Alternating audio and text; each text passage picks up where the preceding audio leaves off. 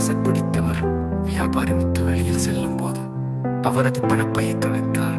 அந்த வழியாக செல்வோரிடம் என் பணப்பையை கண்டுபிடிப்பவருக்கு பரிசு என்ற அற்புதம் ஒன்றில் இழந்த பணப்பையை எடுத்துக் கொடுத்தார். பாட்டியுடன் அவ்வழியே வந்த குமரன் அதை வாங்கிய முத்து மோதிரம் முத்து மோதிரம் உண்டு, இதில் இருந்தது அதை காணவில்லையே என போய் சொன்னார். இதை கேட்ட குமரன் அதிர்ச்சியானார். உடனே அவரது பாட்டி இந்த பொய் இவருடையது இல்லை, அதனால் போலீசில் ஒப்படைப்போம் என்றார். கோபமாக உடனே அந்த பையை அழித்தார்.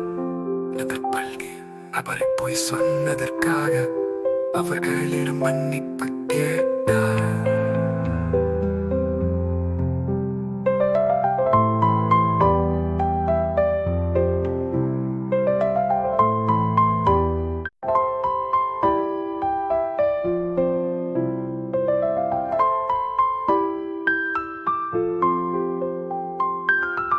தாசை பிடித்தவர் வியாபாரி முத்து வெளியில் செல்லும் போது அவரது பணப்பையை தொலைத்தார்.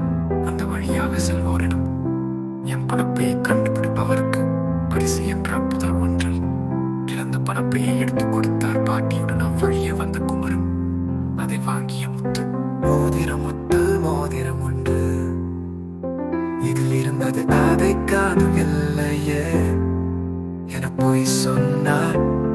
இதை கேட்ட குமரன் அதிர்ச்சியானார். உடனே அவரது பாட்டி இந்த பொய் இவருடையது இல்லை, அதனால் போலீசில் ஒப்படைப்போம் என்றார். கோபமாக உடனே அந்த பையை அழித்தார்.